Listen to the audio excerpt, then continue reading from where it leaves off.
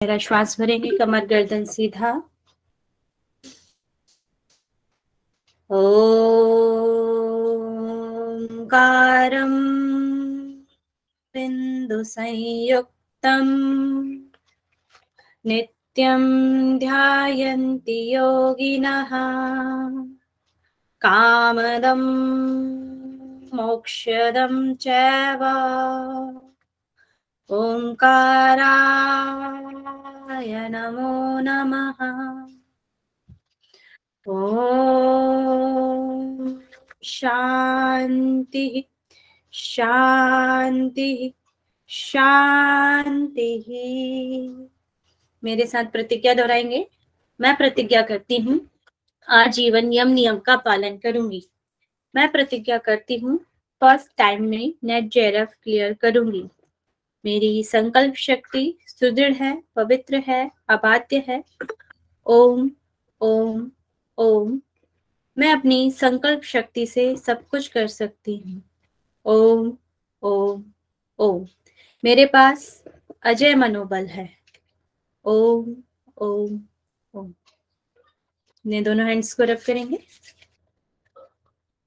आंखें बंद और आए वापस। सभी को नमस्कार।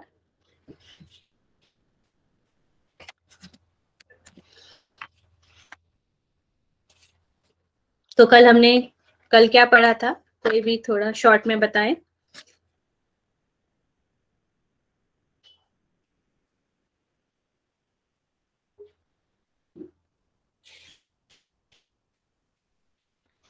मुद्रा प्रकरण के बारे में पढ़ा था। मैं मुद्राओं के बारे में पढ़ा था। मुद्राओं के बारे में कौन कौन सी मुद्राएं हमने कल पढ़ी थी? महामुद्रा, महावेग, मूलबंध, जालंधर बंध, उड़ियान बंध। ठीक बता? विपरीत करनी, ठीक है। ये सब हमारे आज हम आगे वाली मुद्राओं के बारे में पढ़ेंगे। मेरे स्क्रीन शो हो रहा है ना?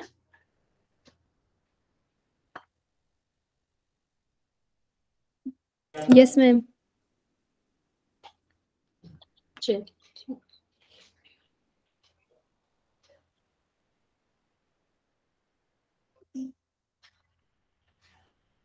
तो हमने कल चतुर्पटल पढ़ा था, उसमें से हमने 10 और +1 योनि मुद्रा के बारे में पढ़ा था और योनि मुद्रा के फल और उसकी अनुशंसा के बारे में पढ़ा था।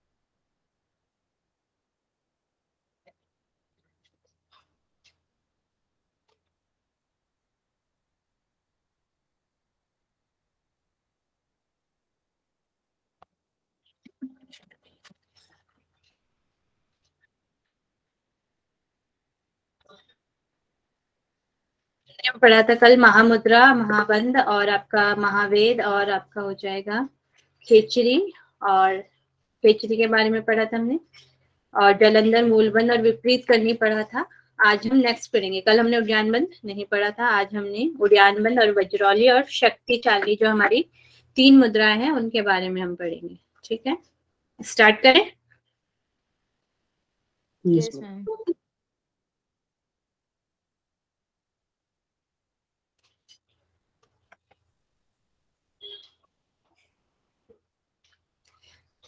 हम उद्यान बंध के बारे में पढ़ेंगे आज। उद्यान बंध के लिए बोला है नाभि के ऊपर तथा पृष्ठबंध, ये नीचे भी नहीं आएगा, नाभि को ऊपर और पृष्ठबंध की ओर तानना है, मतलब कि खींचना है, का अभ्यास करना चाहिए। इसी को समस्त दुखों का नाश करने वाला उद्यान बंध कहा गया है। नाभि को ऊपर और पृष्ठबंध की ओर तानना है, खींचना है, मतलब पृष्ठबंध हो गया आपका जो मेरुदंड है, मेरुदंड की ओर खींचना है, का अभ्यास करना चाहिए। इसी को समस्त दुखों का नाश करने वाला उद्यान बंध कहा गया है।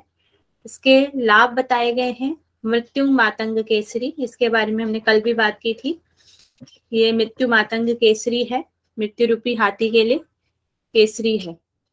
प्रतिदिन 4 बार इसका उद्यान बन का 4 बार अभ्यास करने के लिए बोला गया है।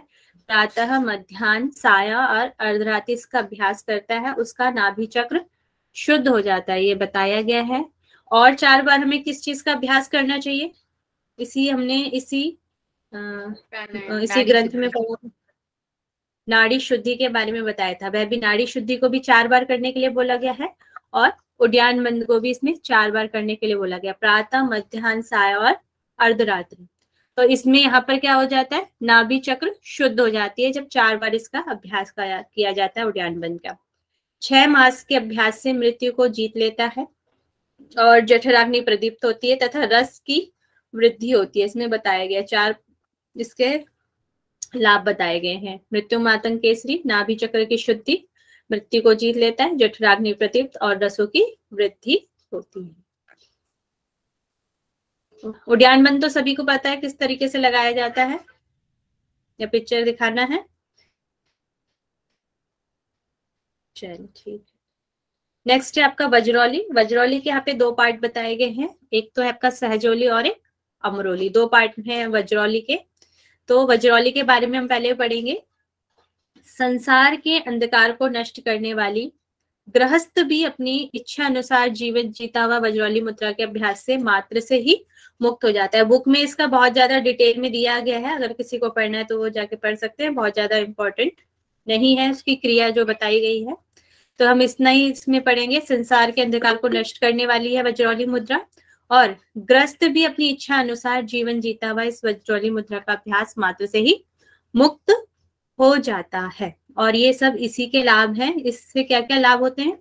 भोगों में लिप्त होने पर भी मोक्ष को प्रदान करने वाला। अगर आप भोगों में भी लिप्त हैं और वज्रौली का अभ्यास करते हैं तो आप मोक्ष प्रदान कर लेते हैं, मोक्ष की प्राप्ति कराने वाला है वज्रौली मुद्रा। और बिंदु और शक्ति मतलब शिव, और शक्ति मतलब हो गया आपका पार्वती, रज रूपणी है। शक्ति को रज रूपणी भी बोला गया है, के मेल से योगी का शरीर दिव्य हो जाता है, इसमें बताया गया है। बिंदु का पतन ही मृत्यु है और बिंदु का धारण करना ही जीवन है, यह लाइन भी इसमें है। बिंदु का पतन ही मृत्यु है और बिंदु का धारण करना ही जीवन, इसमें बताया गया है। और शांकर योग को, यहाँ पे वज्रौली मुद्रा को शांकर योग भी बोला गया है, ठीक है, इसका भी ध्यान रखेंगे। ये भी क्वेश्चन बन सकता है कि शांकर योग किसे बोला गया है शिव संहिता के अनुसार, तो वो हो जाएगा आपका वज्रौली मुद्रा। वज्रौली मुद्रा को शांकर योग साधकों के लिए सर्वोत्तम है, ठीक है। फिर आपका आ जाता है सहजोली और अमरोली। सहजोली क्या होती है? बिंदु के चलायमान होने पर उसे योनि मुद्रा के द्वारा रोक देना ही यहाँ पर सहजोली मुद्रा बताई गई है। बिंदु के चलायमान होने पर उसे योनि मुद्रा द्वारा रोक देना ही यहाँ पे सहजोली मुद्रा है। और अमरोली, चंद्र मतलब कि जो हमारा बिंदु है एवं सूर्य मतलब कि रज के मेल को ही यहाँ पर अमरोली कहा गया है। ये 2 चीजें हैं सहजोली और अमरोली में। तो चंद्र और सूर्य के मेल को यहाँ पर अमरोली कहा गया है। तो ये स्लाइड ओके है, तो बताएं अगर किसी को कुछ पूछना है इसमें से तो पूछ सकते हैं। मैम इसको पिक्चर के थ्रू प्लीज दोबारा समझा दीजिए ना। किसको? ये वज्रौली मुद्रा। वज्रौली मुद्रा, सहजोली और अमरोली। Yes ma'am.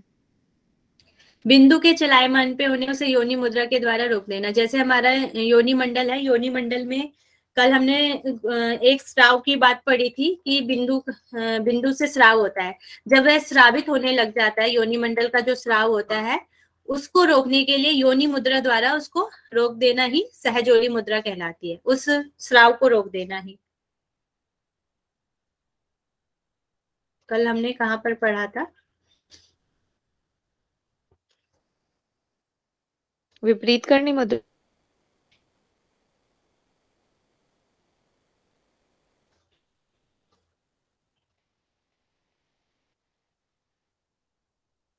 महामुद्रा में पढ़ा था मैम। क्या कह रहे? मैम आपकी आवाज थोड़ी महामुद्रा धीमी स्लो है, आ रही, कम आ रही है। कम आ रही है? अभी आ रही है? नहीं मैम आ रही है आवाज। आ रही आ है, रही है मैम।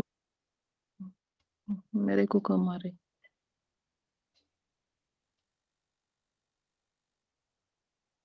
कल हमने कहीं पर हमने स्राव की बात पढ़ी थी, तो जो हमारा योनि मंडल से जो स्राव होता है, जो बिंदु स्राव की यहाँ पर बात की गई है, 2 हमने पढ़े थे, तो उसकी यहाँ पर बात की गई है।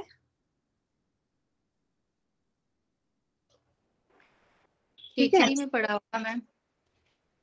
खिचड़ी नहीं, वो ये वाले बिंदु की बात नहीं। योनि मंडल हमारा तीसरा जो मंडल होता है, एक तो सबसे ऊपर हो गया आपका सोम मंडल, नीचे सेकंड नंबर पे हो गया सूर्य मंडल, थर्ड हो गया आपका योनि मंडल, और वहां पे बिंदु की बात बताई गई है। जो बिंदु कल मैंने बताया था 2 तरीके का होता है, एक पांडर होता है, एक लोहित होता है। जब हम आगे टेक्स्ट पढ़ेंगे, हम जैसे योग उपनिषद वगैरह पढ़ेंगे, वहां पर 2 प्रकार के बिंदु बताए जाएंगे जो योनि मंडल के आसपास होते हैं, योनि मंडल में होते हैं मतलब की। तो वो वाले बिंदु की यहाँ पर बात की गई है। बिंदु के चलायमान होने पर उसे योनि मुद्रा द्वारा रोक देना ही यहाँ पे सोजोली। योनि मुद्रा क्या पढ़ा था हमने योनि मुद्रा के बारे में? तो योनि मुद्रा में क्या था, हमने आकुंचित करते हैं, हम गुदा और मेड के बीच योनि का जो स्थान है उसे आकुंचित करते हैं। तो जो हमारा बिंदु है वो योनि मंडल वाले बिंदु की बात की जा रही है यहाँ पर, उसको हमने योनि मुद्रा के द्वारा आकुंचित करना है, वही यहाँ पर सहजोली मुद्रा बताई गई है। ठीक है, अब ओके है सहजोली। फिर है अमरोली। अमरोली मतलब बिंदु एवं सूर्य के रज के मेल को ही यहाँ पर अमरोली कहा गया है। यहाँ पे भी बिंदु और रज रूपणी, यहाँ पे जैसे बिंदु और रज का हम बोलते हैं, शिव और पार्वती का जो मेल हो जाता है उसी को ही अमरोली कहा जाता है। चंद्र रूप और सूर्य रज रूप, जो दोनों का मेल हो जाता है तो वह अमरोली कहलाई जाती है।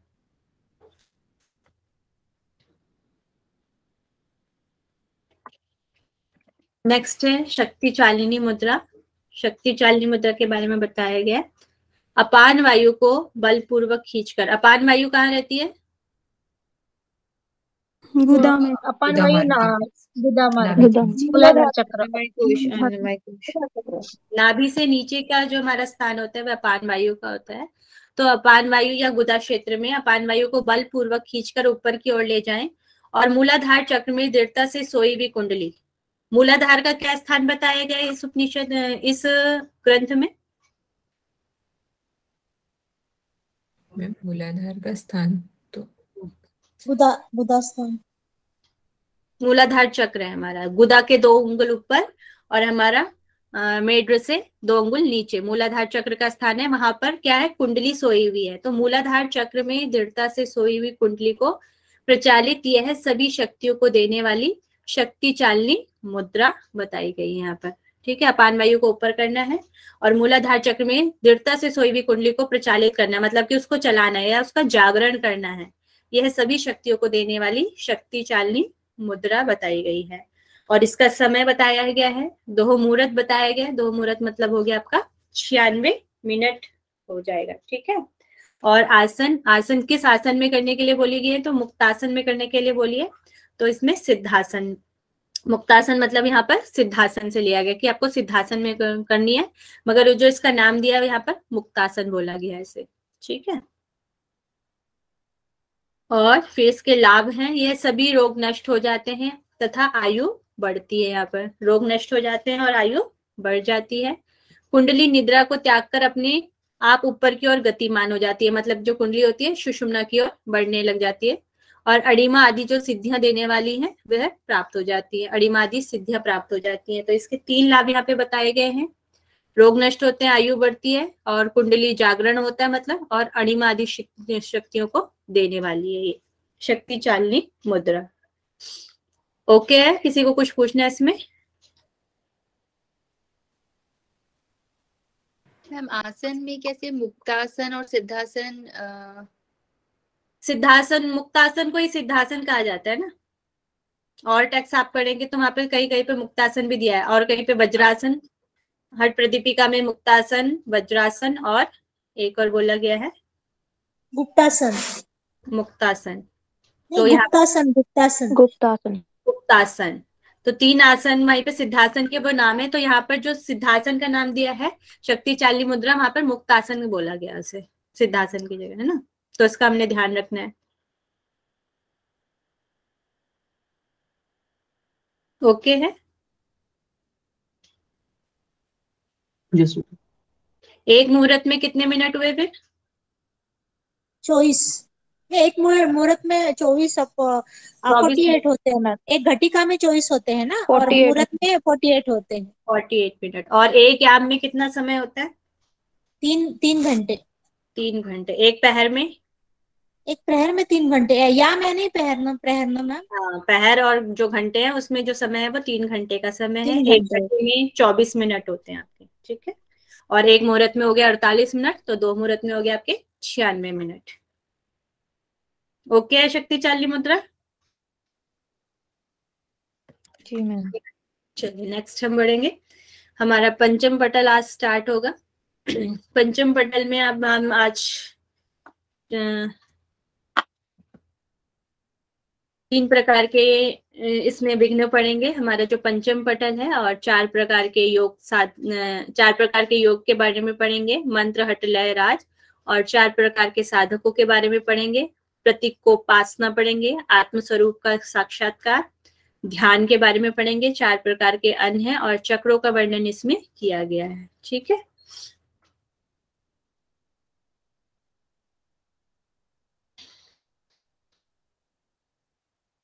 ये हो गया आपका पंचम पटल। तो ये कह रहे हैं, तो इसमें जो शिव है, तो इसमें पार्वती जी कह रही है, हे ईश्वर मेरे प्रिय शंकर, परमार्थ की बुद्धि रखने वाली मुझ पार्वती के प्रति उपदेश कीजिए।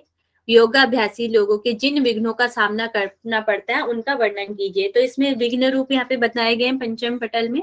तो पार्वती जी कह रही है कि उन विघ्नों को मुझे बताइए। तो फिर शिव कहते हैं, योग की साधना में जिस प्रकार विघ्न बाधाएं सदैव बनी रहती है उनका मैं वर्णन करता हूँ। और मनुष्यों की मुक्ति मार्ग में भोग ही सबसे बड़ी बाधा है। यहाँ पर भोग को ही सबसे बड़ी बाधा बताया गया है, ठीक है। नेक्स्ट यहाँ पे 3 प्रकार के विघ्न बताए गए हैं। एक तो भोग रूप विघ्न बताए गए हैं, एक धर्म रूप विघ्न बताए गए हैं, और एक ज्ञान रूपी विघ्न बताए गए हैं। मतलब कि हम जब भी कोई साधना वगैरह कर रहे हैं, या जो इसमें नित्य और सत्य बताए गए, उस अभेद ज्ञान के या उस परमात्मा या उस ब्रह्म तक पहुंचने के लिए 3 रूप विघ्न बताए गए। इसमें भोग रूप, धर्म रूप और ज्ञान रूप विघ्न बताए गए हैं। तो सबसे पहले हम पढ़ते हैं भोग रूप विघ्न हमारे क्या क्या होते हैं। जो है ये सांसारिक जो हमारा जगत है, इसमें हमारे कौन कौन से विघ्न आ सकते हैं। तो सबसे पहले इन्होंने दिया स्त्री का संग, यहाँ पर भोग रूपी विघ्न में बताया गया। शैया मतलब बहुत ज्यादा देर तक सोना, शैया मतलब वही होता है सोने के, उससे लिया जाता है। आसन, वस्त्र, धन, तांबुल, तांबुल मतलब हो गया आपका पान, तांबुल भक्षण, सवारियां जैसे हाथी घोड़ा वगैरह, इनकी जो सवारियां हैं वो सवारियां होगी। राजकीय ऐश्वर्य हो जाएगा, एवं विभूतियां, जो हमें राज्य से कोई ऐश्वर्य मिल गया, कोई सम्मान वगैरह मिल गया, कोई विभूतियां वगैरह मिल गई। ये उस टाइम की बात की जा रही है जिस टाइम पे ये बुक लिखी गई होगी। उस टाइम पे जो जो रूप भी वहां पे भोग रूप में विघ्न वहां पे मिले होंगे, उन चीजों की यहाँ पर बात की गई है। तो वहां से रिलेटेड वही बात इस टेक्स्ट में लिखी हुई है। और सोना, चांदी, ताम्र, ताम्र मतलब हो गया आपका तांबा, रत्न, कोई भी रत्न हो सकते हैं, तथा अगुरु आदि सुगंधित द्रव्य हो सकते हैं। अगुरु मतलब हो गया आपका कोई सुगंधित द्रव्यों की बात चल रही है, अगुरु भी उसका एक टाइप होगा। अगुरु आदि सुगंधित द्रव्य हो सकते हैं। गौ को भी यहाँ पर भोग रूपी विघ्न में माना गया है। वेद शास्त्रों में जो पांडित्य है उनको माना गया है। नृत्य और संगीत एवं आभूषण, इनको भी यहाँ पे भोग रूप विघ्न में भी दिया गया है। वंशी, वीणा तथा मृदंग वादन, राज्य और श्रेष्ठ वाहन, बहुत अच्छे जो वाहन है उनको भी, और पत्नी और संतान आदि को भोग रूपी विघ्न में यहाँ पर बताया गया है। इसमें से किसी को कुछ पूछना है भोग रूपी विघ्न में से? मैम ये वेद शास्त्रों में पांडित्य ये कैसे विघ्न हो गया? वेदों का ज्ञान होगा तो ही होगा ना। वेदों का ज्ञान हो गया और उसमें बहुत ज्यादा आप उसी में रह जाएंगे, वेद शास्त्रों में रह जाएंगे, तो फिर आप मोक्ष की प्राप्ति कैसे करेंगे? ये तो कर्म कांड के उसमें आ गया ना। जब हम वेद शास्त्रों का अध्ययन करेंगे, यज्ञ वगैरह करेंगे, तो ये कर्म कांड में आ जाएगा, है ना। भोग रूप संसारिक रूप में ही आ जाएगा। और यहाँ पर जो हमारा मोक्ष की प्राप्ति या ब्रह्म का स्वरूप कैसा बताया गया है? नित्य और सत्य बताया गया है, निराकार बताया गया है ना। ठीक है। हाँ मैम। मैम मैम इसमें जो भी ये भोग रूपी विघ्न बताए गए हैं, तो उसमें एक ये लिखा है स्त्री संग और पत्नी संतान, तो मतलब ये जो विघ्न है वो सिर्फ पुरुष के लिए बताए गए हैं? पुरुष के लिए बताए गए हैं। पुरुष हाँ के तो उससे मतलब कि जो उस टाइम के बात सोच के चलिए कि जब उस टाइम पे ये ग्रंथ वगैरह लिखा गया होगा, उस टाइम पे उनके आसपास जो भी चीजें उन्हें दिखाई दी होंगी, उस हिसाब से ये लिखा गया है, तो उसको हम ध्यान में रखेंगे कि क्या क्या चीज यहाँ पर बताई गई है ना। मैम उस टाइम औरतों को इतनी आजादी ही नहीं थी कि वो ये सब करे, ये अकॉर्डिंग टू जेंट्स लिखी गई है ना, औरत तो इतनी आजादी ही नहीं थी हाँ वो ये सब करेंगे इसके लिए। पुरुष प्रधान मानसिकता के अकॉर्डिंग। हाँ, तो इसलिए यहाँ राइट। पर उनका ही वर्णन है। ज्यादातर जो मतलब कि सन्यासी वगैरह या योगी वगैरह ज्यादातर पुरुष वगैरह ही बनते थे, तो इसलिए क्या पता उनके हिसाब से लिखा गया हो, या जो गुरुकुल में जैसे गुरु वगैरह लोग होते थे, तो वहां ज्यादातर पुरुष लोग ही जाते थे, है ना, यस तो उस यस। हिसाब से लिखा गया होगा, तो इसलिए। ये लिखा भी तो सभी पुरुष ने ही है ना। हाँ, ये भी है। ये भी है पॉइंट टू बी सकता नोटेड। राइट। है। चलिए, ठीक है। जैसे मैम गार्गी आदि विदुषी भी हुई है, लेकिन तो वेदों वो भी मैत्री और हाँ वो वेदों के टाइम थी, उसके बाद तो कहीं नाम ही नहीं है औरतों का। वो पहले इसके जमाने में जो कात्यायनी और मैत्रेयी गार्गी उतनी तीन थी, उसके बाद तो किसका नाम ही नहीं। हम्म। चलिए आगे हम धर्म रूपी विघ्न पढ़ लेते हैं। तो धर्म रूपी विघ्न में बताया गया है जो स्नान है, पूजा विधि है, हवन है, शारीरिक शौच के प्रति अत्याग्रह है, बहुत ज्यादा हम शरीर को हमें साफ रखना है, उसके प्रति हम बहुत ज्यादा सतर्क रहते हैं, उस चीज को भी नहीं करना है। स्नान भी बहुत ज्यादा मतलब कि यहाँ पे बताया गया है कि बहुत ज्यादा स्वच्छ रखने को भी, मतलब कि धर्म रूपी की हमें 4 बजे उठ के नहाना है तो नहाना ही है, और दिन में इतने टाइम नहाना है, बहुत ज्यादा स्वच्छता का ध्यान रखने के लिए भी इसको धर्म रूपी विघ्न में बताया गया है। व्रत है, उपवास, व्रत उपवास एक ही हो गया, आदि नियम, मौन आलम्बन, बहुत ज्यादा मौन रहने को भी यहाँ पे धर्म रूपी विघ्न में कहा गया है। इंद्रिय निग्रह, ध्येय, ध्यान, मंत्र, जप, दान और दशो दिशाओं में प्रसिद्धि भी यहाँ पे धर्म रूपी विघ्न में बताया गया है। बावड़ी, कुआ, तालाब, महल, उद्यान आदियों का निर्माण, यज्ञ, कठोर चंद्रायन व्रत तथा विधि तीर्थ और विविध तीर्थों की यात्रा को भी यहाँ पर धर्म रूपी विघ्न के में बताया गया। ये सारी चीजें धर्म रूपी विघ्न में आ जाती हैं। इसमें से किसी को कुछ क्वेरी करनी है तो पूछ सकते हैं।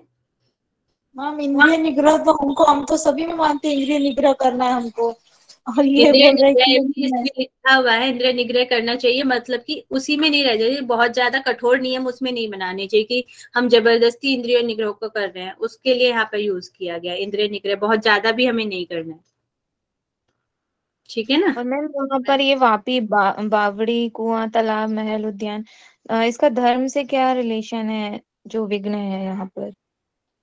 धर्म से ये हो गया ना, हमें बहुत ज्यादा हम इनके आसपास रहेंगे, जैसे कुआं है, जैसे पहले के उस टाइम में क्या होते थे, कुआं तालाब बावड़ी के आसपास हम रहते थे ना, तो हम सोचते थे कि हम यहीं रह जाएं। जो सन्यासी वगैरह है, योगी वगैरह क्या होते हैं, वो एक जगह पे रुकते नहीं है।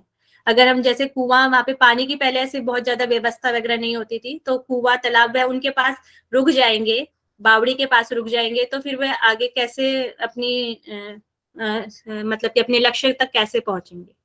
मैम इसका और एक रीजन है कि जो पहले ना बहुत धर्म का काम होता था, कुआं खोद के देना, पानी की प्यास किसका बुझाना सबसे अच्छा काम था, और आज भी हम्म मानते जैसे हम हैंडपंप लगाते, तो वो हम्म सेंस में होगा ऐसा मुझे लगा ना। और फिर बहुत ज्यादा हम उसका लगा देंगे या कर देंगे, तो फिर हम उसके प्रति आसक्त हो जाएंगे ना, इसलिए बहुत ज्यादा वो भी नहीं करना है। नहीं तो धर्म का काम है, लेकिन फिर वो विघ्न, अगर किसी की हम मदद कर रहे हैं तो क्या वो विघ्न होगा? इसमें बताया गया है कि अब फिर हम दशों दिशाओं में हमारी प्रसिद्धि हो जाएगी, अगर हम कुआं वगैरह ज्यादा ही उसमें लग जाएंगे तो हम सांसारिक रूप में ही आ जाएंगे ना, इसलिए इसको बताया गया धर्म रूपी विघ्न में। बहुत ज्यादा वो नहीं करना है, सीमा तक ठीक है, जब उसको हम बहुत ज्यादा करेंगे तो वो विघ्न में आ जाएगा। ओके ओके, मतलब अति नहीं करना मैम है किसी भी चीज की। हम्म मैंने इसलिए कहा होगा, जैसे आज के समय में बाबा लोग होते हैं वो ज्यादा प्रसिद्धि ले लेते हैं, इसलिए कहा होगा शायद। मैम जैसे कहने का मतलब ये है कि कोई काम जैसे कि अगर हमारा नहीं हुआ है, मतलब जैसे कि अगर हमें रोज नहाने का नियम है और वो हम्म आज एक दिन नहीं नहाए हैं, तो हमें स्ट्रेस नहीं लेना है उसके लिए कि नहीं आज तो हम नहाए नहीं, आज तो ये हो जाएगा, फिर ये नहीं हम्म। होगा। इस तरह के कहने बहुत ज्यादा हमें किसी भी चीज के प्रति बहुत ज्यादा नियमाग्रह नहीं होना, मतलब कि बहुत ज्यादा उसमें नियम का पालन नहीं करना है अगर तुम्हें वो करना है, अपने लक्ष्य तक पहुंचना है तो। ये विघ्न बताया गया इसमें। बिकॉज अगर हम पॉजिटिव, अगर हम उस टाइम फिर वो हमें नेगेटिव उस पे ले जाएगा ना कि ये लो हमारा तो हुआ ही नहीं, अब तो हम गए। तो वो ये है कि अगर हम उस चीज को पॉजिटिव में लेंगे कि ठीक है अगर नहीं हुआ तो कल कर लेंगे, तो कल फिर हम आगे बढ़ पाएंगे। हम्म। ठीक है, ओके मैम। चलिए नेक्स्ट है ज्ञान रूपी विघ्न। इसमें जो भी हमारी षट क्रियाएं हो जाती है, आसन वगैरह हो जाते हैं, प्राणों के बारे में बताया, इसको भी विघ्न बताया गया है यहाँ पर। तो यहाँ पे गौमुख आदि और बहुत सारे जो गौमुख एक आसन का नाम दिया गया, आदि दे दिया गया, जितने भी जो भी आसन है गौमुख आदि आसनों का अभ्यास करके धौती क्रिया के द्वारा आंतरिक शुद्धि करना, मतलब षटकर्म भी आगे इसमें, आसन आगे षटकर्म हो गए। उससे नाड़ियों की संचरण प्रक्रिया का ज्ञान प्राप्त करना, जो भी हमारी नाड़ियां हैं उनका जो हम ज्ञान प्राप्त कर लेते हैं, तो हम मतलब कि नाड़ियों के ज्ञान प्राप्त करने से भी हमें सिद्धियां वगैरह मिलती हैं, उसी उसमें रह जाएंगे कि इस नाड़ी पे हमें ज्ञान हो गया तो हमें ये प्राप्ति हो जाएगी, तो वो भी हो सकता है। तथा प्रत्याहार के द्वारा इंद्रियों का निग्रह करना, प्रत्याहार का जब हम निग्रह कर लेंगे, ये भी ज्ञान रूपी विघ्न में यहाँ पे बताया गया है। शीघ्रता से उदर को घुमाना, तो वो भी यहाँ पर विघ्न बताया गया। इंद्रियों के मार्ग में मन का विषाकार होना, जो इंद्रिया है उनके मन का विषयकार हो जाना, मतलब कि उसी में यहाँ पे छोटी, मतलब कि जो भी हमारी यौगिक चीजें हैं उनको भी यहाँ पे ज्ञान रूपी विघ्न में बताया गया है। नाड़ी कर्म आदि के सभी ज्ञान रूपी विघ्न बताए गए हैं। तो ये आपके ज्ञान रूपी विघ्न हो गए, जितने भी हमारी षट क्रिया यौगिक क्रियाएं हैं उनके लिए यहाँ पे बोला गया। आसन षटकर्म हो गया, आपके नाड़ियों का ज्ञान हो गया आपका, और आपका नौलिक क्रिया, ये नौलिक क्रिया में आ जाएगा। और इंद्रियों के मार्ग में मन का विषयकार होना, मतलब कि इंद्रियों को अंदर की ओर ले जाना, प्रत्याहार के रूप में ही आ गया। और नाड़ी कर्म आदि ये सब ज्ञान रूपी विघ्न में आते हैं। और इसी के साथ यहाँ पे भोजन रूप विघ्न भी दिया गया है, जैसे 9 धातुओं के रस, शूंठी चूर्ण, इससे तुरंत ही समाधि लग जाती है। जैसे हम पतंजलि योग दर्शन में भी बोलते हैं कि कुछ 5 चीजें होती है हमारी, तो उनसे हमारी जल्दी ही समाधि लग जाती है। उसी तरह यहाँ पे 9 धातुओं के रस से, शूंठी का चूर्ण से तुरंत समाधि यहाँ पर लग जाती है। तो ये भोजन रूपी विघ्न में आ जाता है। ठीक है, ओके है ज्ञान रूपी विघ्न। मैम वैसे लक्ष्य तो यही है ना समाधि, तो अगर ये इन धातुओं से इससे समाधि लग जाती है तो ये विघ्न फिर कैसे कहलाएगा? विघ्न इसमें इसलिए ये लग जाएगा क्योंकि जो इसमें ये शारीरिक रूप से है सारे, है ना। और जिसमें इसमें एक अद्वैत ब्रह्म की बात की, जो हमने फर्स्ट वाले जो हमारा पटल था उसमें केवल जो नित्य है, सत्य है, जो आदि और अनंत से रहित है, उसके बारे में बात की गई है। अद्वैत के बारे में बात की गई, एक जो है, एक ही ब्रह्म है, एक ही आत्मा है, उसके बारे में बात की है। तो वो ये सारी चीजें क्या है, शारीरिक क्रियाएं हमारी, है ना। गौमुख आदन से षट क्रियाएं वगैरह ये सब हमारी क्या है, शारीरिक क्रिया है। तो ये करने के लिए यहाँ पे मना किया गया है, इनको विघ्न बताया गया है। तो फिर हम उस ब्रह्म की ओर नहीं लग पाएंगे, ये बताया गया है। तो इनको यहाँ पे विघ्न बताया गया। ठीक है, ओके है।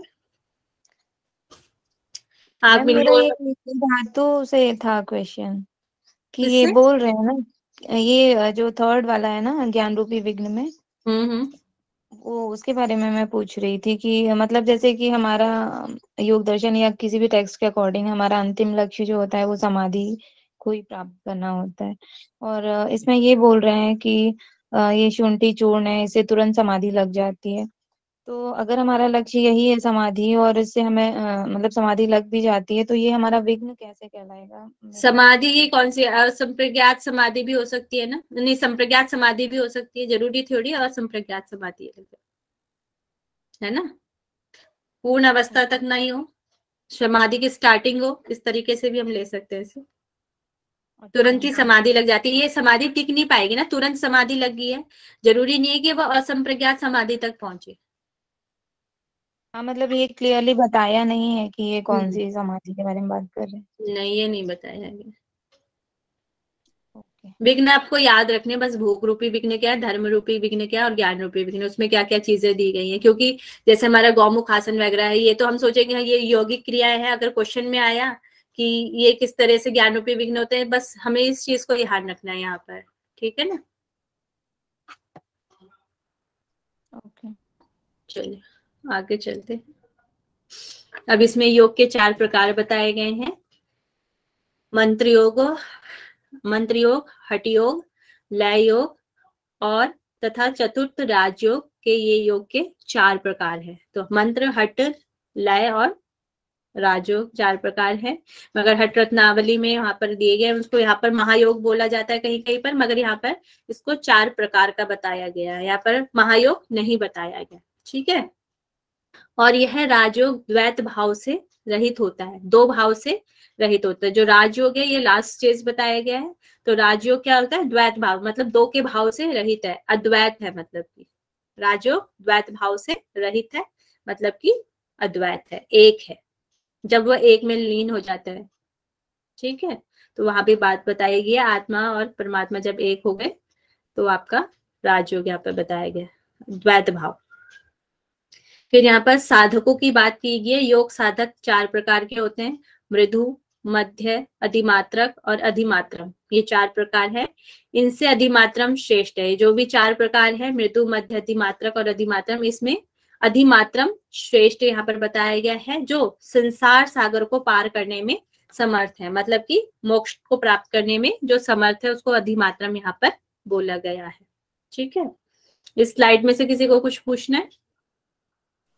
मैम ये अधिमात्रा साधक के भी प्रकार होते हैं ना, यही क्वेश्चन बना था इस बार, जो हमने पढ़ा ही नहीं था। पढ़ेंगे आगे। अभी उसकी विशेषताओं के बारे में क्वेश्चन आया है।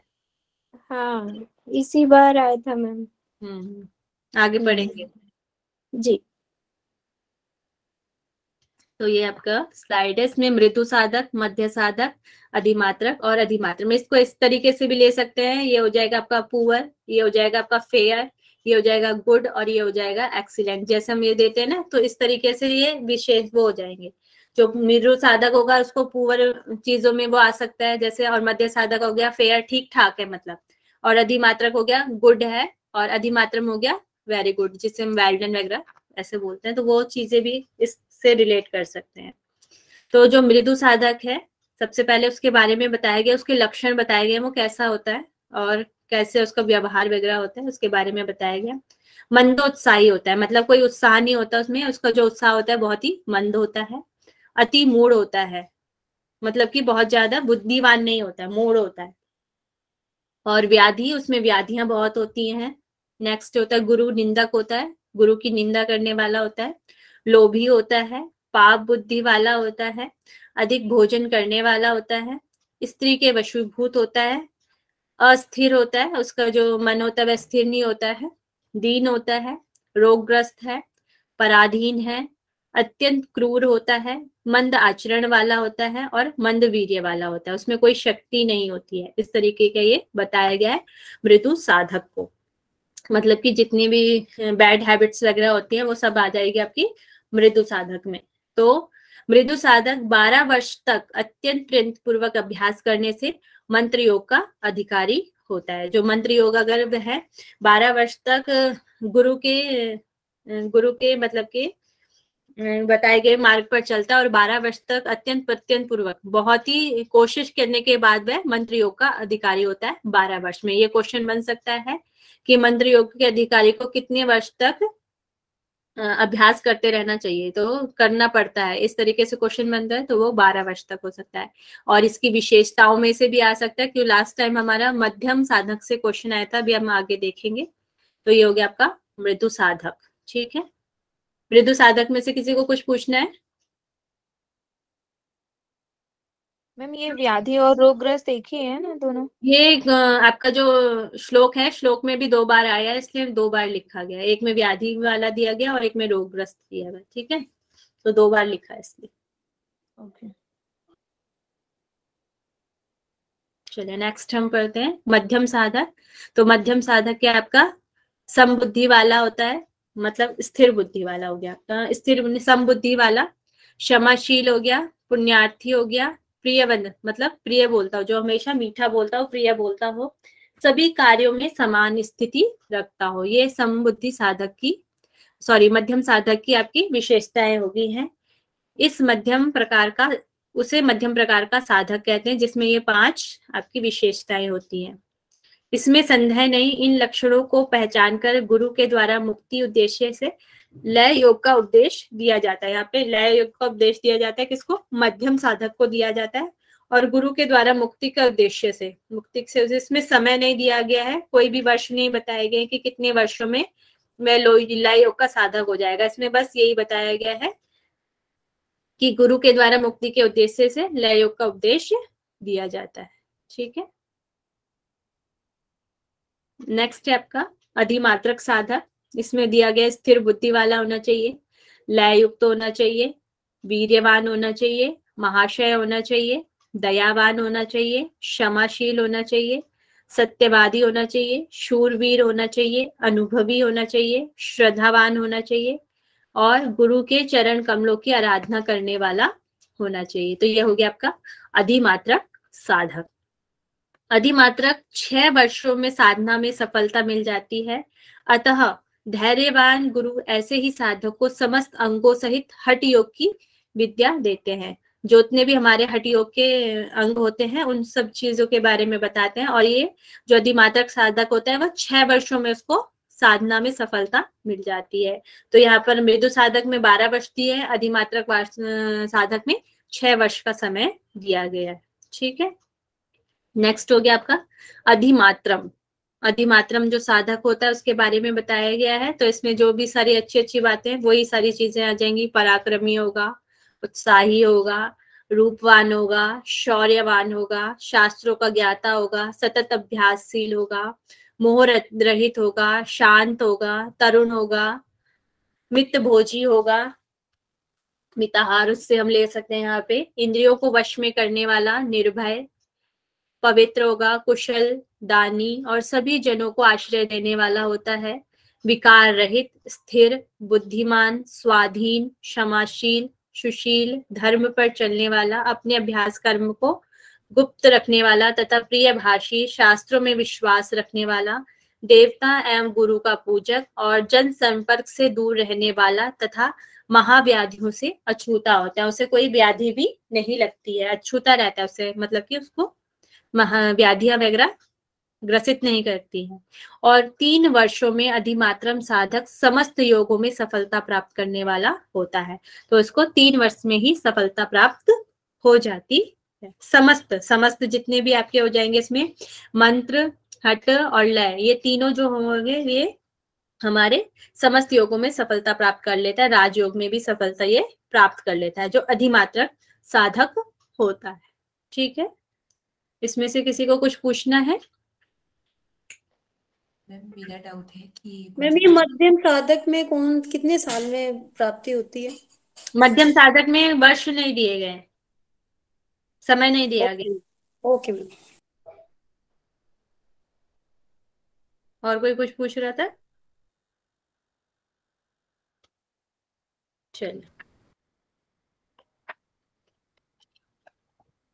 नेक्स्ट इसका हम क्वेश्चन देख लेते हैं। लास्ट टाइम भी इसका क्वेश्चन आया है, इसका तो आंसर तो दिख ही गया है इसमें। शिव संहिता के अनुसार मध्य प्रकार के साधक के गुणों का क्रम सुनिश्चित करें। क्षमायुक्त, प्रियवंदन, पुण्यार्थी, सभी कार्यों में समान स्थिति और समबुद्धि। तो इस तरीके से ये दिया गया है। यहाँ पे आंसर भी दिख रहा है तो इसलिए मैं इनको क्रम से लगाने के लिए दिया गया है। जैसे आपका ये क्रम है तो सबसे पहले आपका समबुद्धि, फिर क्षमाशील, फिर पुण्यार्थी, प्रियवदन और सभी कार्यों में समान रहने वाला। तो ये आपके इनको सही विकल्पों में चयन करना है। तो सबसे पहले आपका आ जाएगा समबुद्धि, ए पर आ जाएगा क्षमायुक्त, 3rd नंबर पे आएगा प्रियवंदन, 4th हो गया आपका EAC पुण्यार्थी और फिर B हो जाएगा प्रियवदन और D हो जाएगा फिर सभी कार्यों में समान स्थिति। मैम तो ये मध्यम साधक होगा ना ये? हाँ, मध्यम साधक के बारे में। तो इसी तरह अब अगली बार हो सकता है कि आपको मृदु साधक के बारे में पूछा जा सकता है, या आपका अधिमात्रक या अधिमात्रम साधक के बारे में पूछा जा सकता है। इस तरीके से क्वेश्चन बन सकता है यहाँ से भी, ठीक है ना, क्वालिटी से या आपके ईयर से कि किसको कितने वर्ष में सफलता मिल जाती है, इस तरीके से क्वेश्चन आ सकता है। और यहाँ पर 5 भी थे तो इसलिए यहाँ पे क्रम भी पूछ लिया गया है कि उसका क्रम क्या है। ठीक है, ओके है। मैम लय योग में तो वर्ष नहीं बताए गए ना? नहीं, लय योग में वर्ष नहीं बताए गए। ये मैम सीक्वेंस पूरी याद होनी चाहिए ना, कि इतना बड़ा कहीं से भी सीक्वेंस पूछी ना। मुझे लगता है इसमें 5 ही थे तो इसलिए सीक्वेंस दे दिया। हो सकता है कि औरों में इतना ना दें, औरों में ये पूछ सकते हैं कि 4-5 दे दे आपको, ये इसमें है या नहीं है, उसमें आ सकता है। सीक्वेंस इतनी याद करनी पड़ेगी ना मैम टाइम। मैम मुझे तो लग रहा है कि ये ना इसमें श्लोक याद करना पड़ेगा अगर ये ऐसे सीक्वेंस देने हैं तो। वहां पे आपको शॉर्ट में थोड़ा आप उसमें से पढ़ सकते हैं, थोड़ा शॉर्ट हो जाएगा उसमें।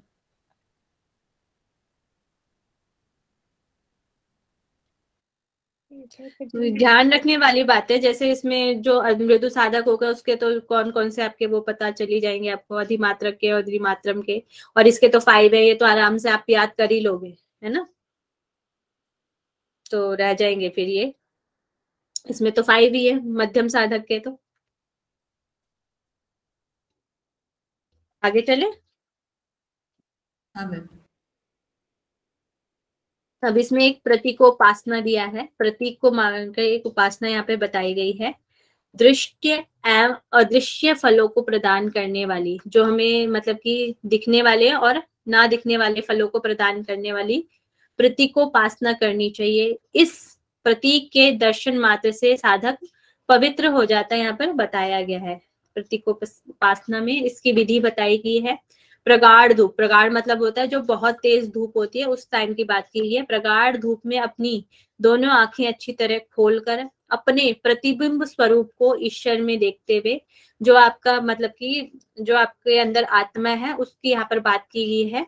अपने प्रतिबिंब स्वरूप के ईश्वर को देखते हुए जब आकाश की ओर देखने लगता है, तब उसी समय आकाश में अपना प्रतीक दिखाई देने लगता है। उसी को यहाँ पर प्रतीकोपासना बताया गया है। ठीक है, बस आप इसकी विधि याद रखेंगे कि किस तरीके से यहाँ पर विधि दी गई है। और इसका फल यहाँ पर दिया गया है, आयु में वृद्धि होती है, मृत्यु का संकट दूर होता है और परमात्मा की प्राप्ति होती है। और इसमें बताया गया कब कब कर सकते हैं, यात्रा काल में भी इसको कर सकते हैं, विवाह में भी कर सकते हैं, शुभ कर्म में भी कर सकते हैं, विपत्ति में भी कर सकते हैं, पाप का क्षय होने पर तथा पुण्य की वृद्धि हो जाने पर भी प्रतीकोपासना करनी चाहिए। ये इन सब चीजों में भी प्रतीकोपासना करनी चाहिए। यहाँ से क्वेश्चन बन सकता है कि प्रतीकोपासना कब कब करनी चाहिए, यहाँ से ऐसा क्वेश्चन बन सकता है। यात्रा काल में कुछ ऑप्शन दे देंगे जिसमें से इसमें से मैच नहीं करते होंगे, तो उनको आपको ध्यान में रखना है। यात्रा काल में है जैसे यहाँ पर विवाह में, शुभ कर्म में, विपत्ति में, पाप का क्षय होने पर, पुण्य की वृद्धि हो जाने पर, इन सब में प्रतीकोपासना का अभ्यास करना है। ठीक है,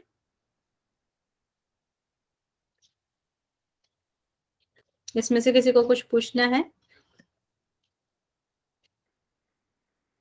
मैम ये प्रतीकोपासना होता क्या है? इसकी यहाँ पर टाइम बताया गया है, बस अभी विधि बताई गई है।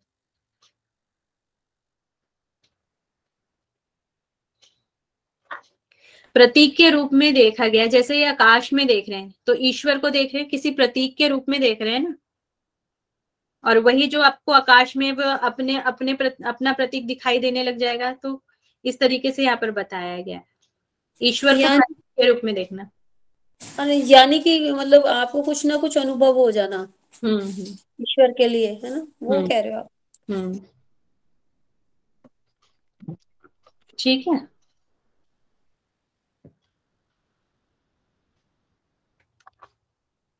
फिर यहाँ पर नेक्स्ट है आत्म स्वरूप का साक्षात्कार, जिसे हम नाद भी बोलते हैं। जैसे और टेक्स्ट में जो हमें नाद की ध्वनि वगैरह सुनाई दी है, तो यहाँ पर इसको आत्म स्वरूप का साक्षात्कार भी बोला गया है। तो हाथ के दोनों अंगूठों से दोनों कानों को दोनों तर्जनी से, हाथ के दोनों अंगूठों से आपको दोनों कानों को और दोनों तर्जनी से दोनों नेत्रों को, दोनों मध्यमा उंगलियों से दोनों नासा को और छिद्रों को, नासा छिद्रों को तथा दोनों अनामिका से मुख दृढ़ता से बंद करें। जो हमारी ये कौन सी मुद्रा होती है, इसका नाम बताएं। मुद्रा, षडमुखी मुद्रा होती है। तो यहीं पे इसको लगाने के लिए बोला गया है, जो षडमुखी मुद्रा है, तो उसकी ही टेक्निक यहाँ पर बताई गई है। उस मुद्रा को लगाने, यहाँ पर मुद्रा का नाम नहीं दिया गया है, केवल उसकी टेक्निक बताई गई है, इस तरीके से करना है। ठीक है। जब योगी वायु को अच्छी तरह नियंत्रित करता है तब वह ज्योति स्वरूप आत्मा का साक्षात्कार करता है। जब योगी वायु को अच्छी तरह नियंत्रित कर लेता है, मतलब इस विधि के द्वारा उसको नियंत्रित कर लेता है, तो वह ज्योति स्वरूप आत्मा का साक्षात्कार करता है। जो साधक एक क्षण के लिए भी स्थिर चित्त एवं उस दिव्य तेज का दर्शन करता है, वह सभी पापों से मुक्त होकर परम गति को प्राप्त हो जाता है। मतलब कि नाद की हमें ध्वनि सुनाई देने लग जाती है और स्थिर चित्त होकर दिव्य तेज, यहाँ पे दिव्य तेज की बात की गई है, दिव्य तेज का दर्शन करता है, वह सभी पापों से मुक्त हो जाता है, परम गति को प्राप्त हो जाता है और ब्रह्म में लीन हो जाता है, यहाँ पर बताया गया है ना। हम मुझे बताएंगे और टेक्स्ट में कहाँ पर नाद का वर्णन है, छठ प्रदीपिका में और ग्रहण संहिता, छठ प्रदीपिका और ग्रहण संहिता, कहाँ पर उसका वर्णन मिलता है हमें?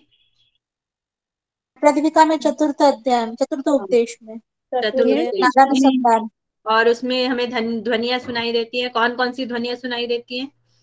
झरझर, बंसी, वंशी, वीणा, वीणा, भेड़ी और ढोल, मृदंग, ढोल की और रुद्र और वीणा की हमें ध्वनि सुनाई देती है। वहां पर जो क्रम होता है क्या होता है आपका? हाई टू लो होता है, बहुत ज्यादा तेज, धीरे, ठीक है ना, घटावस्था में। इस तरीके से वहां पे ध्वनियों की सुनाई देती है। और हमारा जो ग्रहण संहिता है, ग्रहण संहिता में कहाँ पर वर्णन आता है?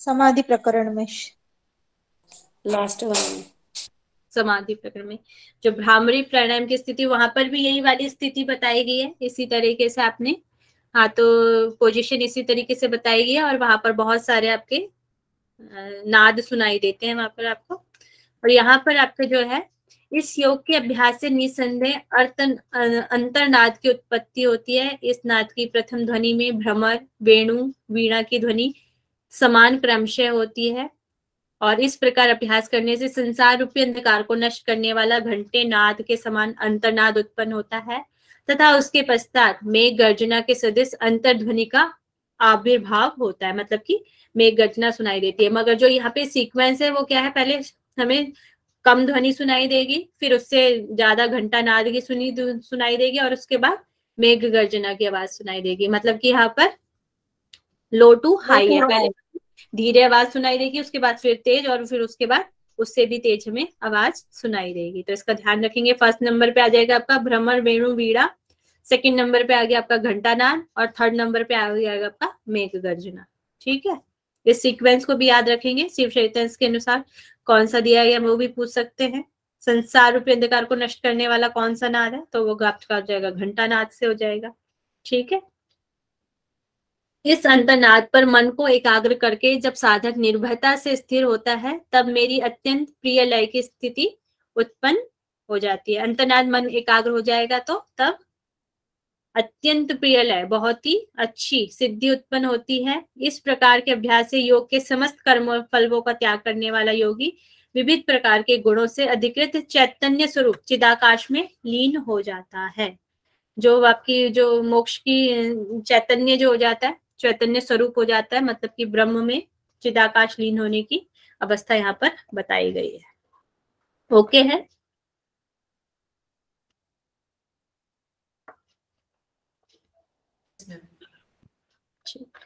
हाँ मैम। नेक्स्ट यहाँ पे श्रेष्ठता का कथन बताया गया है कि क्या शीर्ष है, सिद्धासन के समान दूसरा आसन नहीं है। ठीक है, कुंभक के समान कोई अन्य बल नहीं है, खेचरी के समान कोई मुद्रा नहीं है और नाद के समान कोई लय नहीं है। यहाँ पर बताया गया है सिद्धासन को श्रेष्ठ बताया गया है।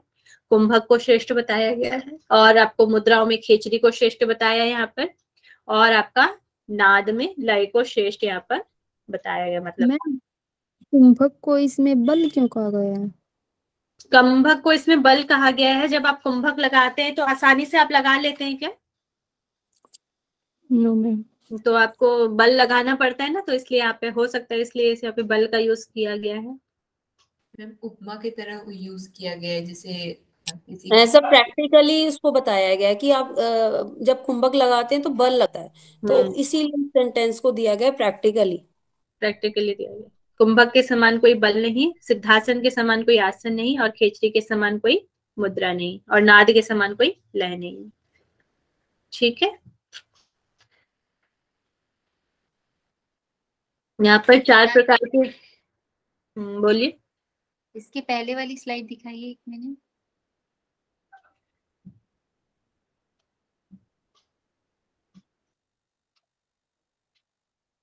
ठीक है मैम।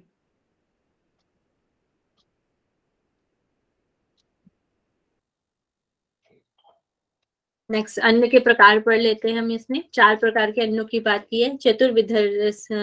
विधरस्य चा नस्य रस त्रेता विभिज्यते, मतलब कि 4 प्रकार के अन्न बताए गए। अन्न से उत्पन्न रस 3 भागों में विभाजित होता है। 4 प्रकार के अन्न कौन से हो गए? चर्व्य, पेय, लेह और चोष्य। इसमें बताए नहीं गए कि अन्न कौन कौन से हैं, फिर भी हम कर लेते हैं। चर्व्य चबाने वाले, पेय पीने वाले, लेह निगलने वाले, और चोष्य मतलब चूसने वाले, जिन पदार्थों को हम चूसते हैं। ठीक है, चर्वे का एक उदाहरण दे। चबाने वाले कौन से पदार्थ हो जाएंगे? सब्जियां, चावल, गेहूं का आटा, ये चर्वे हो गए। पेय मतलब पीने वाले, जो भी ड्रिंक वाले हो गए, चाय हो गया, पानी हो गया, लस्सी, दूध। लेह पहले चाय नहीं खाना, अब पहले दूध और लस्सी होगा, चाय नहीं होगा। लेह में कौन से आ जाएंगे? अभी ठंड में आपने बोला था, एक बार लेह बताइए। लेह में तो सारे आ जाएंगे, चाय हो चाहे कुछ भी हो, पानी हो। नहीं मैडम, अभी ठंड में तो चाय कॉफी चल रही है। मैम लेह भोजन में कौन से आ जाएंगे?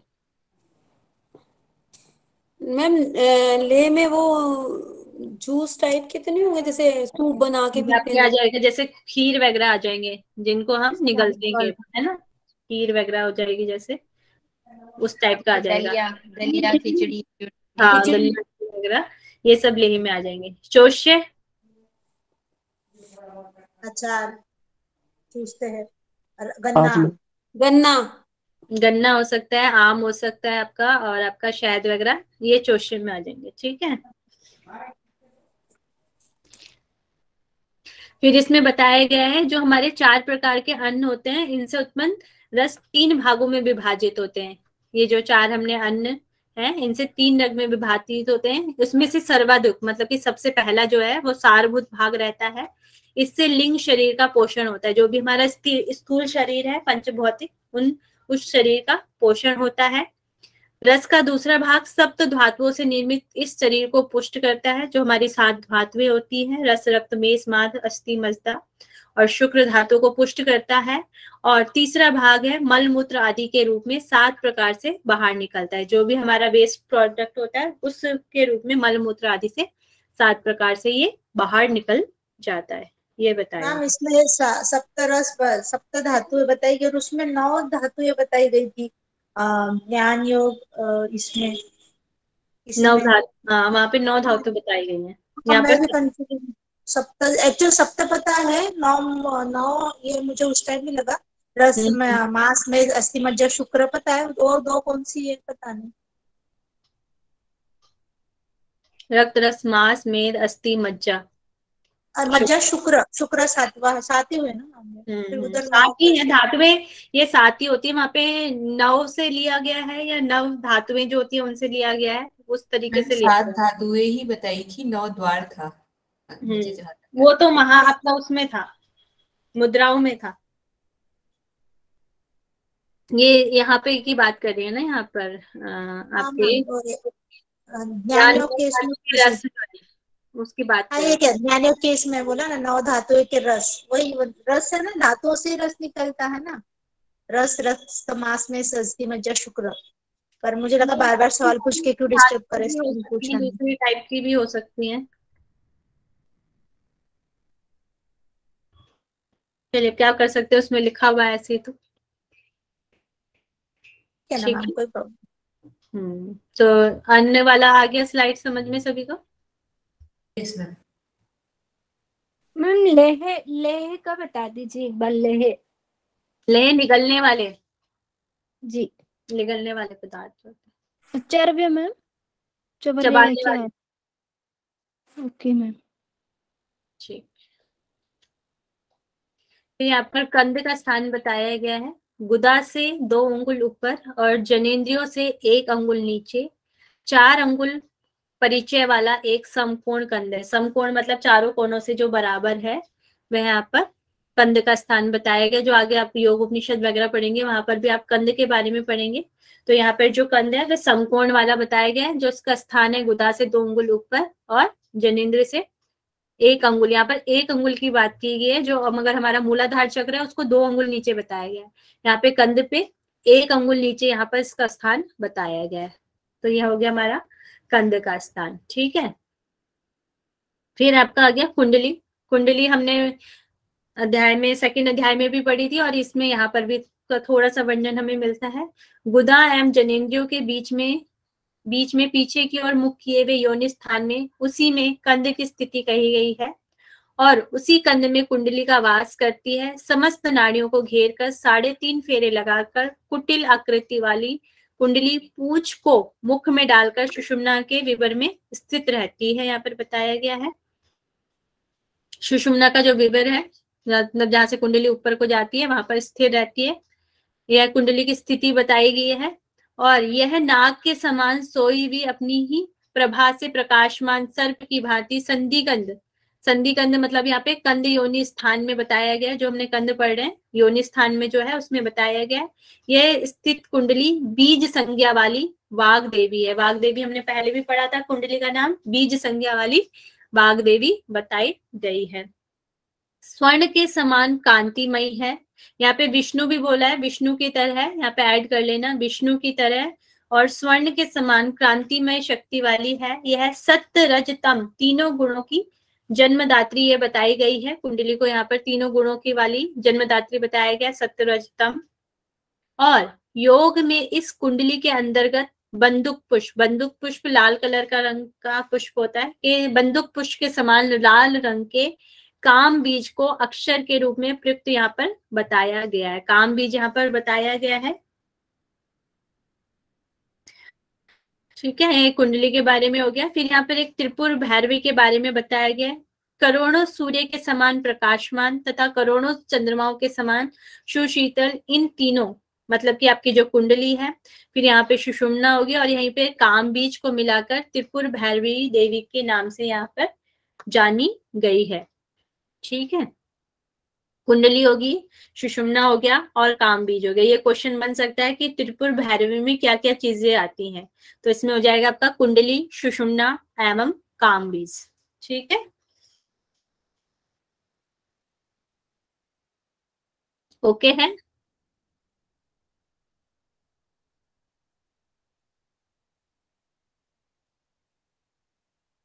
आवाज आ रही है ना मेरी? अब आवाज क्लियर है, समझ आ गया। Yes ma'am.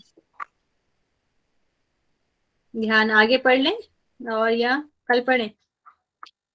मैम अभी काफी है, कल क्वेश्चन आंसर करते हैं। हो जाता सारा ना, अभी इतना याद हो जाएगा अपना, फिर कल पढ़े। यस मैम, ज्यादा मैम प्लीज सारे पीडीएफ भेज दीजिएगा। भेज देंगे, मैसेज आपने पढ़ लिया था। चलिए मैं कोशिश करती हूँ।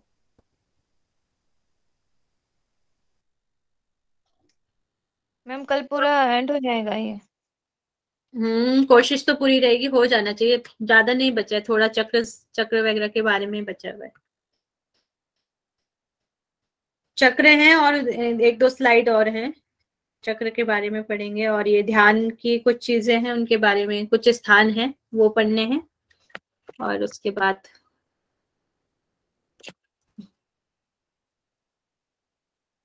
चलिए हम बताएंगे 5th पटल में क्या क्या चीजें हैं, किन किन चीजों का विषय है।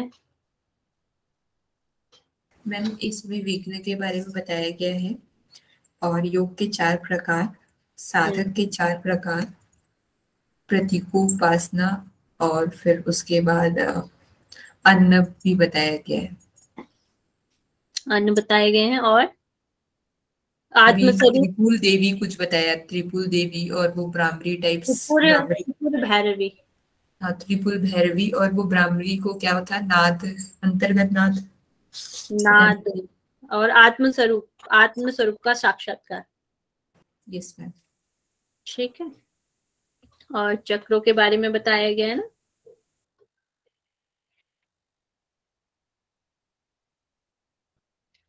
चलिए आप मुझे नेक्स्ट बताएंगे शक्ति चाली या वज्रौली के कितने पार्ट हैं। 2 2 है और 2 प्रकार है।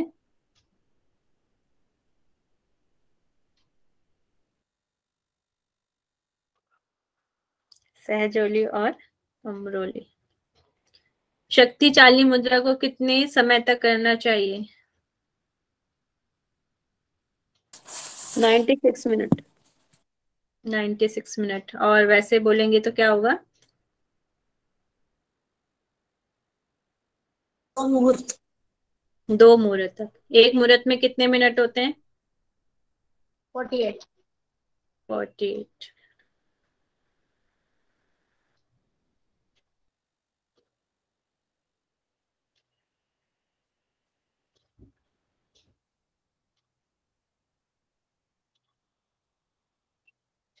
कौन से बंद को 4 समय करना चाहिए।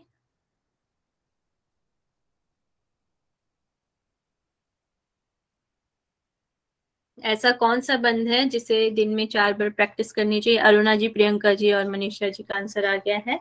उद्यान बंद कह रहे हैं सभी को, सभी वेरी गुड। पंचम पटल में कितने विघ्न बताए गए हैं और उनके नाम भी टाइप करें। कौन कौन से विघ्न है पहले टाइप करें, विघ्नों के नाम भी बताएं।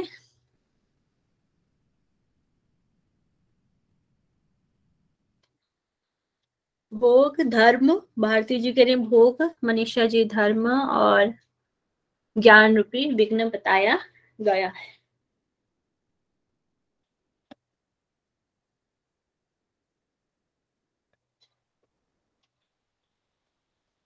ठीक है,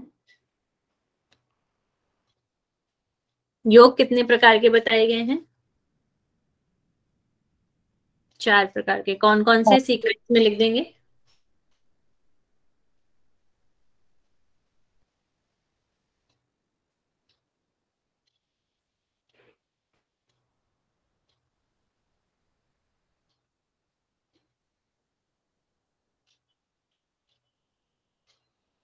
मंत्र, हट, लय, राज।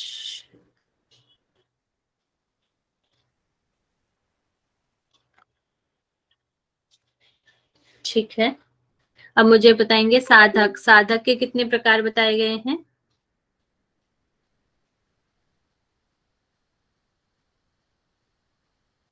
चार प्रकार। कौन कौन से साधक हैं।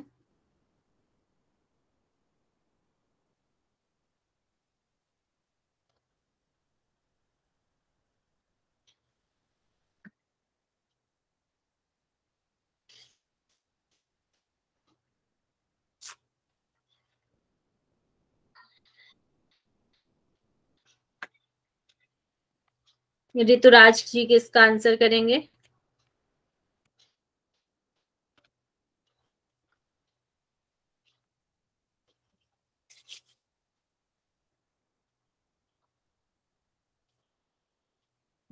शुभ्रा पटेल जिसका आंसर करें। मृदु, मध्य, अधिमात्र, अधिमात्रता। अधिमात्र। ठीक है। नेक्स्ट मुझे बताएंगे, मैं कुछ विशेषता बताऊंगी और उसको बताना है कि कौन सा साधक है। वीर्यवान, महाशय, क्षमाशील, सत्यवादी, शूरवीर। ये किस साधक की विशेषताएं हैं?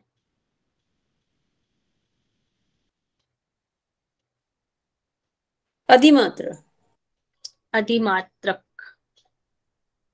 अधिमात्रक साधन की विशेषताएं हैं। और नेक्स्ट मुझे बताएंगे, अब जिस भी मैं विशेषता बताऊंगी वह कौन सा साधक है? गुरु निंदक, लोभी, पाप बुद्धि वाला, अस्थिर, दीन, रोगग्रस्त। फर्स्ट वन, मृदु। मृदु। मृदु साधक की ये विशेषताएं हैं।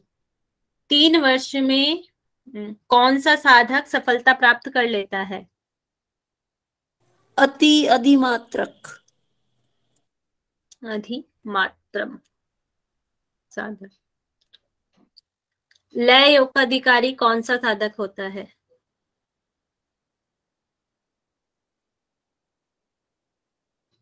मध्य। मृदु मृदु सेकंड वाला। सेकंड मध्य है, मध्यक साधक। ठीक है। हठ योग, हठ योग का समय कितना है? हठ योग कितने समय में हम प्राप्त कर सकते हैं? 6 वर्ष में। ठीक है भारती जी, विष्णु जी, 6 वर्ष में हठ योग की सिद्धि प्राप्त हो सकती है। 12 वर्ष तक कौन सा साधक किसका अधिकारी हो जाता है? 12 वर्ष मंत्र योग। मंत्र योग। मंत्र योग का अधिकारी हो जाता है।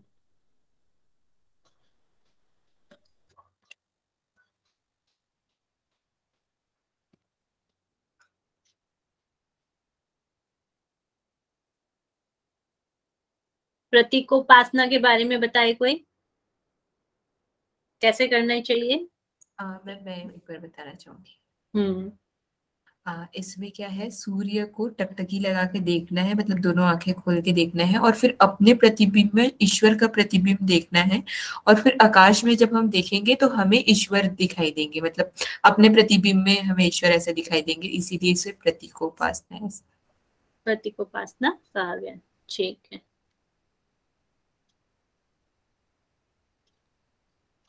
नेक्स्ट मुझे बताएंगे, जो हमारा आत्म साक्षात्कार होता है उसमें कौन कौन सी ध्वनियां हमें सुनाई देती हैं? टाइप करें पहले सभी।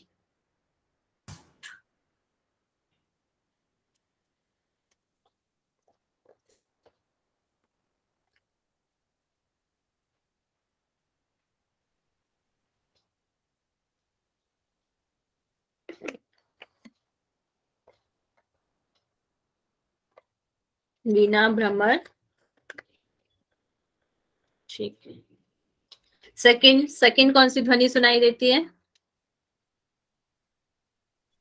घंटानाद। घंटानाद, फिर लास्ट वन मेघ गर्जना। मेघ गर्जना। तो ये 3 तरह की साउंड आपको यहाँ पे सुनाई देती है, भ्रमर, वेणु, वीणा, फिर घंटानाद, फिर मेघ गर्जना की ध्वनि यहाँ पे सुनाई देती है।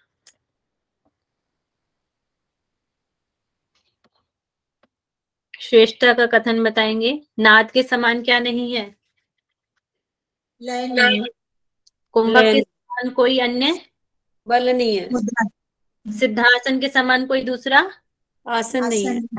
और खेचरी के समान कोई मुद्रा नहीं है। कितने प्रकार के अन्नों के बारे में बात की गई है? 4 प्रकार के। 4 प्रकार के अन्नों के बारे में टाइप करेंगे सभी, कौन कौन से प्रकार के 4 प्रकार के अन्न होते हैं?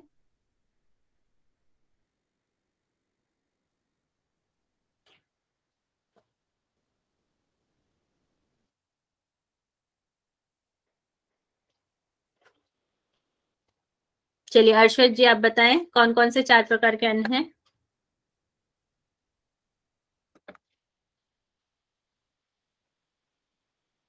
क्या कर रहे हैं?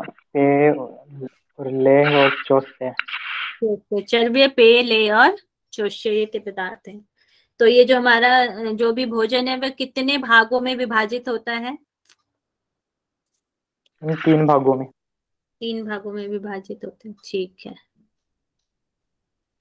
प्रियंका जी बताएंगी, प्रियंका पांडे जी, सबसे पहले कौन से भाग में विभाजित होता है? और सब टाइप करें।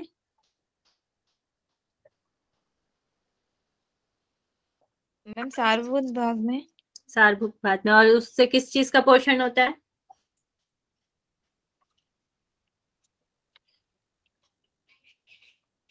लिंग शरीर, यहाँ पे लिंग शरीर के पोषण की बात हुई है, ठीक है प्रियंका जी। Yes ma'am. पोषण, चलिए अब मुझे बताएंगे सेकंड। सेकंड से क्या होता है?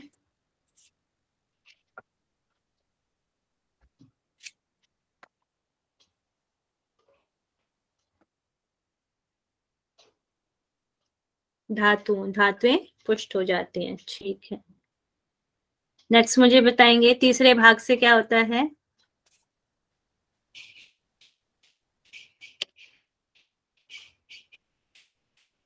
विष्णु जी कह रहे हैं एक्सट्रूशन प्रोसेस होता है, ठीक है। अच्छा, अब मुझे नेक्स्ट बताएंगे कंद का स्थान कहाँ पर है?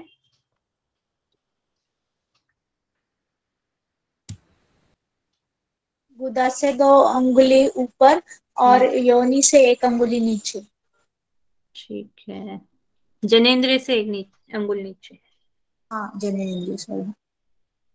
ठीक है। नेक्स्ट मुझे बताएंगे त्रिपुर भैरवी। त्रिपुर भैरवी में कौन सी 3 चीजें आती हैं?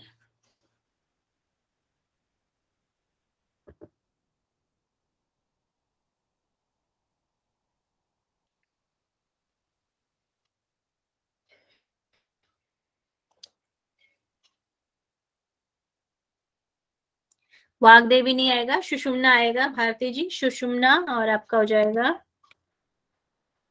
कुंडली, सुषुम्ना और कामबीज, ठीक है। और अब मुझे बताएंगे कामबीज किस रंग का होता है? लाल रक्त रंग, रेड कलर। Red, red.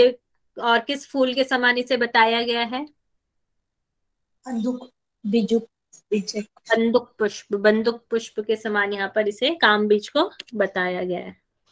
चलिए, यहाँ पे मेरे क्वेश्चन आंसर अब खत्म होते हैं। सभी अपने कमर गर्दन सीधा करेंगे और लास्ट वन क्या? त्रिपुर भैरवी। त्रिपुर भैरवी क्या उसमें बताया? उसमें 3 बताया था ना, कुंडलिनी, सुषुम्ना और लास्ट में कामबीज। मैम सुषुम्ना भी तो कुंडलिनी ही है ना, तो ये अलग से त्रिपुर भैरवी इसमें कहा है। कुंडली है, 3 चीजें हैं ना उसमें, कुंडली है, सुषुम्ना है और कामबीज, इन तीनों को मिलाकर त्रिपुर भैरवी बनेगा। नहीं, सुषुम्ना के अंदर कुंडली होती है ना मैम, वो उनको कंफ्यूज हो रहा है। सुषुम्ना के अंदर कुंडली है ना। कुंडली अलग है आपकी, सुषुम्ना अलग है। सुषुम्ना के अंदर कुंडली जाती है ना। Okay okay. चलिए, अपना कमर गर्दन सीधा करेंगे, लंबा गहरा श्वास भरें। ओम सर्वे भवन्तु सुखिनः, सर्वे सन्तु निरामया, सर्वे भद्राणि पश्यन्तु, मा कश्चित् दुःखभाग् भवेत्।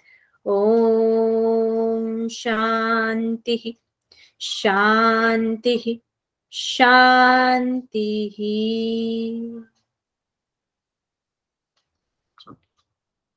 ये दोनों हैंड्स को रब करेंगे और आ जाएंगे वापस।